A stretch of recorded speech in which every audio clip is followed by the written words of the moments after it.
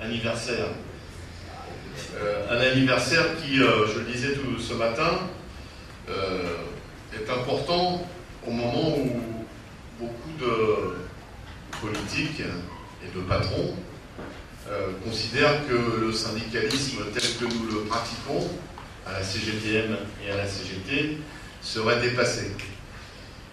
Tu l'as dit, la CGT a été à la pointe du combat, et l'est toujours d'ailleurs, à la pointe du combat contre la loi travail, et nous avons fait l'objet, tous mes camarades, de nombreuses attaques, insultes même, quand on traite une organisation syndicale comme la CGT de terroriste dans l'Hexagone qui a connu plusieurs attentats et de nombreuses victimes, parmi lesquelles des militants de la CGT, puisque une de nos camarades, par exemple, qui était secrétaire d'une union locale dans la banlieue parisienne, est morte au Bataclan.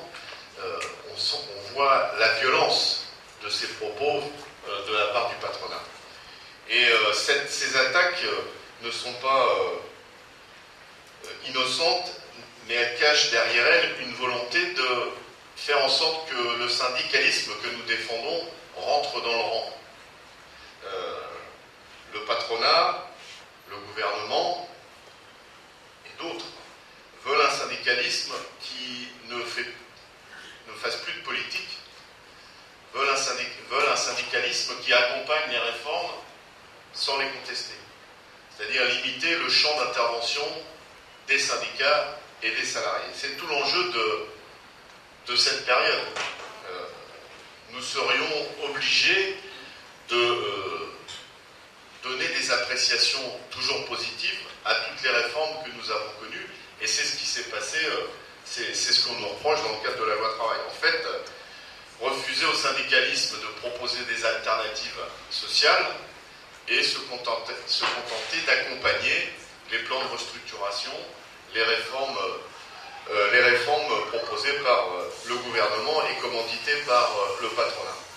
Je crois que c'est tout l'enjeu de la période et la nécessité d'avoir un syndicalisme de classe et de masse tel que nous le revendiquons, un syndicalisme qui met bien en avant l'antagonisme entre le capital et le travail. Et évidemment, cette période où le monde ne tourne pas forcément dans le sens où on souhaiterait, nécessite de plus en plus des interventions syndicales de ce type. Je veux insister, pour ne pas être trop long et puis favoriser le débat, sur quelques points. Depuis maintenant plusieurs mois, le capital et ses alliés insistent sur ce qu'ils appellent le coût du travail. Le coût du travail, c'est une expression qui devrait être bannie de la bouche des militants, des CGT et des travailleurs eux-mêmes. Le travail n'est pas un coût. Le travail, c'est un investissement. C'est le capital qui est un. Et tout l'enjeu de la période, pour le patronat, c'est de culpabiliser les salariés en leur disant « vous coûtez trop cher ». Et c'est parce que vous coûtez trop cher qu'il y a du chômage. C'est parce que vous coûtez trop cher que des pays régressent, etc. Or, nous devons beaucoup user de salive pour développer l'inverse. C'est-à-dire que le travail n'est pas un coût, c'est le capital qui est. Et on voit bien, les grandes entreprises du monde ne se sont jamais aussi bien portées. Pourtant, tous les jours, on nous dit qu'il n'y a plus d'argent. La France est le 3e pays au monde en matière de dividendes versés aux actionnaires. Le 3e pays au monde. Des entreprises cotées, les 40 plus grandes entreprises françaises font des profits énormes. Et pourtant, on continue d'alimenter ces entreprises, comme l'a rappelé Ghislaine, par des exonérations de cotisations et des aides publiques. C'est 200 milliards au total d'exonérations de cotisations et d'aides publiques qui vont directement du travail vers le capital. Car quand les patrons ne payent plus de cotisations sociales, qui les paye? Qui les paye à la place des patrons? Ce sont les salariés, soit directement par le biais de leur salaire socialisé, soit parce qu'ils sont obligés de payer en plus eh bien, le médecin, toute la sécurité sociale, et mais l'école, l'université, tout ce qui concerne le bien public. Donc, je voulais insister sur ce premier point. Il faut de plus en plus, encore plus que nous le faisons, insister sur le coût du capital.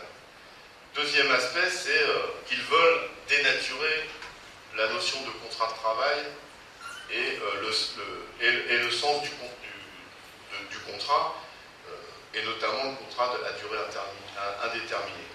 Dans l'Hexagone, c'est 85% des embauches aujourd'hui qui sont précaires. 85% des embauches sont des emplois précaires. En fait, ils veulent transformer les contrats à durée indéterminée en contrats à durée déterminée, en intérim, etc. Donc c'est le lien du salarié vis-à-vis de son employeur qu'ils veulent transformer. Et c'est le sens de la loi travail. Plus de garantie collective. Plus de garantie collective. C'est-à-dire que chaque salarié est livré à lui-même vis-à-vis de son patron. C'est pour ça que nous avons derrière la formule inversion de la hiérarchie des normes précisé qu'aujourd'hui il y aura, si les salariés ne s'en mêlent pas, un code du travail différent selon l'entreprise où on bosse. C'est important de le dire parce que la France est le premier pays au monde en matière de couverture collective. 98% des salariés sont couverts par des conventions collectives. C'est-à-dire que 98% des salariés, et c'est notamment le cas dans les petites entreprises, où il n'y a pas d'accord d'entreprise, 98% des salariés sont couverts par des conventions collectives. C'est-à-dire qu'on a des repères communs. On ne peut pas, on a des grilles de salaire communes, on a des congés collectifs identiques, quel que soit l'endroit où on travaille, etc., etc. Eh bien, c'est ça qu'ils veulent changer, le fait que, selon l'entreprise où on travaille, on a des droits différents. Qu'est-ce que ça génère, ça? Le dumping social. Et donc, il n'y a plus besoin, entre guillemets, de faire de chantage à la délocalisation, puisque deux entreprises travaillant dans le même secteur, je prends un exemple, deux sous-traitants travaillant pour l'automobile. Si, dans une entreprise, il y a la CGT, au hasard, on va se défendre et les heures supplémentaires vont pouvoir continuer à être majorées à 25%. Dans l'entreprise d'à côté qui fait le même travail, pas de syndicat, pas de CGT, bien le patron va dire on va changer pour continuer à avoir des marchés, on va changer l'accord et vos heures supplémentaires seront majorées de 10%. Que va dire le patron où on aura gardé les 25%? Il va dire si vous n'acceptez pas de passer à 10%, on n'aura plus de travail, le donneur d'ordre ne nous donnera plus de commandes. Eh bien, c'est ça la loi travail. La loi travail. Et on peut multiplier les exemples. Les congés, le temps de travail. Il y a déjà dans quelques entreprises des accords qui prévoient de travailler 40 heures, payées 35. Dans de nombreuses entreprises. Dans une branche importante comme la métallurgie, le patronat de la métallurgie, la métallurgie c'est près d'1,5 million de salariés, a prévu un accord où le temps de travail sera calculé sur 3 ans. C'est-à-dire que pendant 3 ans, vous pouvez travailler parfois 6 mois, 44 heures, et puis 2 mois, vous restez à la maison, souvent avec du chômage technique, mais on ne reconnaît plus les heures supplémentaires. Voilà quelques exemples qui montrent, premièrement, une volonté de dumping social généralisé et au détriment de l'intérêt collectif. Il y a des tas d'exemples. J'évoquais la volonté de supprimer les syndicats, parce que je pèse mes mots, c'est ça. eh bien c'est l'idée géniale, on pourrait dire, du gouvernement de vouloir pratiquer par référendum dans les entreprises quand des syndicats minoritaires le proposent. C'est comme si, moi j'aime bien prendre cet exemple-là, c'est comme si à l'Assemblée nationale, un groupe parlementaire minoritaire qui voit que sa loi ne peut pas passer, dit « ça suffit, on va faire un référendum ». Ça n'existe pas. Eh bien, les politiques veulent faire appliquer dans les entreprises ce système-là pour discréditer les syndicats, pour faire croire que les syndicats ne seraient pas représentatifs. Et donc, pour ce faire, eh bien, un patron pourra désigner un représentant syndical. En général, quand il désigne un représentant syndical, je ne sais pas si en Martinique c'est pareil, mais ils appellent ça un syndicat indépendant. Toujours. Quand il crée un nouveau syndicat, le patron, dans une entreprise, c'est toujours un syndicat indépendant. C'est marrant. C'est marrant, mais en général, il signe tous les accords du patron. Il est complètement indépendant. Eh bien, la loi travail va permettre ce genre de pratique et de passer directement. Voilà un peu l'enjeu auquel on est confronté. Et donc, il y a besoin, évidemment, comme l'a dit Ghislaine, de réaction. Il nous semble, premièrement, que, évidemment, cette mobilisation que nous avons connue très largement nous a permis d'avoir un vrai débat sur cette question-là. Un débat que le gouvernement et la droite et une partie de ce qu'on appelle la gauche ne voulaient pas. Toutes ces questions-là, ils ne voulaient pas en débattre. Donc nous avons été confrontés à des médias, un gouvernement qui préférait parler d'un certain nombre d'incidents qu'il y a eu dans les 15 manifestations que nous avons organisées, là aussi pour discréditer les syndicats, et que de parler du réel contenu de la loi travail. Malgré ça, nous avons réussi à tenir 15 journées d'action dans une unité syndicale pas totale, mais assez historique, puisque Force ouvrière est restée au moins 4 mois dans cette intersyndicale. Nous avons par contre été confrontés à une CFDT qui de plus en plus a choisi son camp, on peut dire ça comme ça, a choisi de cautionner et d'accompagner les restructurations, d'accompagner ce qu'ils appellent le modernisme, c'est-à-dire un retour en arrière. Malgré cela, je pense que ce qui était intéressant, c'est cette unité des organisations syndicales de salariés et la présence d'organisations de jeunesse. On a essayé d'opposer les syndicats de salariés et les syndicats de jeunes. Eh bien, ça n'a pas failli. En tout cas, ça n'a pas marché. Et aujourd'hui encore, malgré que Force ouvrière ait pris de la distance avec l'intersyndicale, nous continuons à travailler avec les organisations de jeunesse, avec d'autres syndicats de salariés. Sur quoi travaillons-nous? Mais je pense que c'est une vraie question qui est posée au syndicalisme. Sur l'idée que nous sommes un syndicat contestataire, effectivement, mais quand un accord ou une loi n'est pas bonne, il faut la contester. Mais nous sommes aussi pour un syndicalisme de proposition. Et donc nous travaillons avec les organisations de jeunesse et d'autres organisations syndicales, comme Solidaire ou la FSU, sur des alternatives sociales en matière de contrat de travail, l'anti-loi travail si vous voulez, en matière de rémunération, de salaire, etc., repréciser les choses.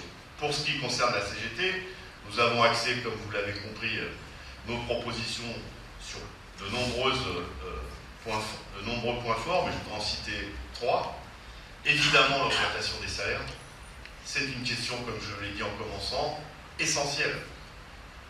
C'est, j'allais dire, c'est la marque, c'est la frontière, la marque entre le capital et le travail. Quand les salaires augmentent, c'est le capital qui perd. Quand le capital augmente ses revenus, c'est les travailleurs qui perdent. Et donc la question des salaires, elle est essentielle. C'est un combat difficile. C'est un combat difficile. Deuxième aspect, c'est la réduction du temps de travail. La réduction du temps de travail, qui est, j'ai vu la banderole derrière nous, c'est le sens de l'histoire sociale. On a toujours travaillé moins. Toujours travaillé moins. Avec la journée de 8 heures, avec les congés payés, avec la retraite, puis la semaine de 39 heures et celle de 35 heures. On a toujours travaillé moins. On a toujours fait en sorte que les travailleurs puissent, avec un salaire, vivre dignement et passer moins de temps au travail. La question donc de la réduction du temps de travail est essentielle pour que tout le monde puisse travailler et que ceux qui ont du travail travaillent moins et dans de bonnes conditions. Et puis, troisième proposition qui est pour nous importante, c'est ce qu'on appelle la sécurité sociale professionnelle, c'est-à-dire le fait que, à partir du moment où on met le pied au travail, il n'y ait pas de retour en arrière, et tout au long de sa vie, on ait une progression salariale, une progression en matière de qualification, puisqu'aujourd'hui, dès qu'on est licencié, on retrouve un boulot, on repart à zéro. Et la proposition que nous faisons, c'est que tout au long de sa vie, un travailleur ou une travailleuse puisse rester et continuer à évoluer en matière de qualification, garde tous ses droits au congé, quelle que soit l'entreprise, par exemple tous les éléments de salaire, mais aussi les congés de formation, etc. etc. C'est-à-dire qu'une vraie sécurité au travail qui s'inspire, selon nous, de ce qu'ont inventé nos anciens quand ils ont créé la sécurité sociale en matière de santé, en matière de famille, etc. Donc, besoin d'un syndicalisme qui conteste et besoin d'un syndicalisme qui propose des alternatives sociales pour changer la situation. Alors, évidemment, là aussi nous sommes critiqués. Je voudrais finir donc sur ce point. Le capital, face à cette mobilisation que nous avons connue, mais face à cette volonté, avec cette volonté de transformer le syndicalisme, d'unifier le syndicalisme pour un syndicalisme d'accompagnement, eh bien, utilise tous les moyens. Et nous vivons une vague de répression syndicale comme jamais nous n'en avons connu. Jamais nous n'en avons connu. Vous le savez, le gouvernement a voulu interdire une manifestation. S'il avait réussi, ça aurait été la première fois depuis la libération qu'une manifestation sociale aurait été interdite en France. La première fois, sous un gouvernement socialiste. Deuxième aspect, c'est le nombre de licenciements de délégués syndicaux, le nombre d'avertissements, et puis le nombre de procès contre les militants syndicaux a explosé. Il y a deux affaires que vous connaissez, c'est l'affaire Air France et celle de Goodyear, mais quand des militants syndicaux sont menacés d'être envoyés en prison et de la prison ferme, c'est une attaque grave, très grave contre le mouvement syndical. Donc nous avons fait de cette question une campagne essentielle, une bataille essentielle, avec une formule, pas de conquête sociale sans liberté syndicale, car la répression syndicale, ça ne concerne pas que les militants syndicaux, ça concerne tous les salariés. Quand un gouvernement ou le patronat est capable de mettre en prison des syndicalistes, évidemment, l'état d'esprit des salariés est plus que perturbé. Souvent, ils disent, si eux, considérés comme des salariés protégés, on les envoie en prison, nous, qu'est-ce qu'on va prendre? Et donc cette bataille contre la répression, elle est essentielle. On a coutume de dire qu'on est des salariés engagés dans le syndicalisme, mais on n'est pas des martyrs. Et donc, syndicaliste, c'est un engagement en plus de son travail.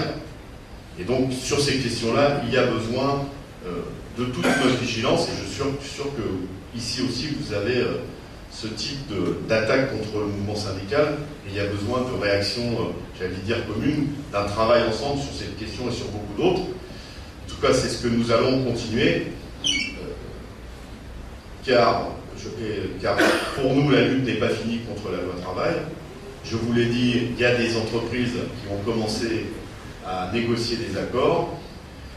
Eh bien, il y a beaucoup de luttes aujourd'hui dans les entreprises pour refuser que la loi travail rentre dans l'entreprise. Donc il y a toute une série de professions qui sont engagées, mais ça va au-delà de la seule loi travail. Je pense par exemple à des fortes mobilisations dans le secteur hospitalier contre la réforme Touraine, contre les groupements hospitaliers de territoire, avec des choses très intéressantes. Donc le climat est bouillonnant, on peut le dire. Il y a besoin de continuer à gagner en confiance et je suis certain que l'issue sera favorable aux salariés. Merci.